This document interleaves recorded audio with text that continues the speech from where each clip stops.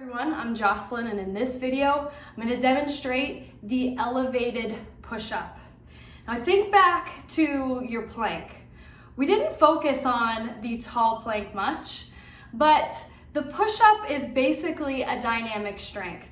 You do need prerequisite, deep core to keep your pelvis and rib cage stacked, and you need your outer core to work with your deep core to maintain that position. The second thing you need is some of the muscles you've been working on to control this motion. Notice how my shoulder blades could come together, and then pushing out the serratus, those muscles. You also need strength in your triceps and stability in your elbow and wrist. So it's a complicated movement, and a lot of people can't do them on the floor, but we don't want to give up on them because this is a huge movement to develop core strength, dynamic core strength, and upper quarter strength in general. Just key principles of the height. Like, it doesn't matter your height. You can go higher than what I'm going to show you, but you just need you want to stay connected through your feet all the way up to from head to toe. And just the way you set up matters, and that setup is no different really in any position. It's just where can you put your hands is the biggest thing, I guess. Like if you're stuck to the wall here and your wrists are stiff, it's gonna be harder than if you can grab something on the sides. So hand width are gonna be slightly outside of your shoulders, and as you go down, you're gonna kind of make like an arrow. You don't want your hands here because that's not as good for your shoulder joint. And we're not doing necessarily a tricep push-up, a more narrow push-up. We want somewhere in between. And as you go down, stopping about here is fine.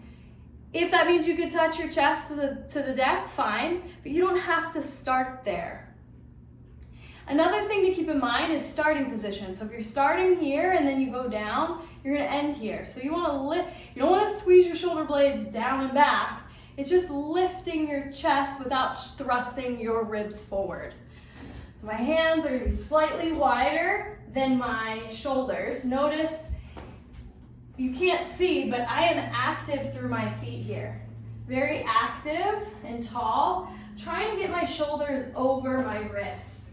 And then notice, I'm not gonna be here, but I'm basically in a straight line. I'm gonna drop my chest and then I press away.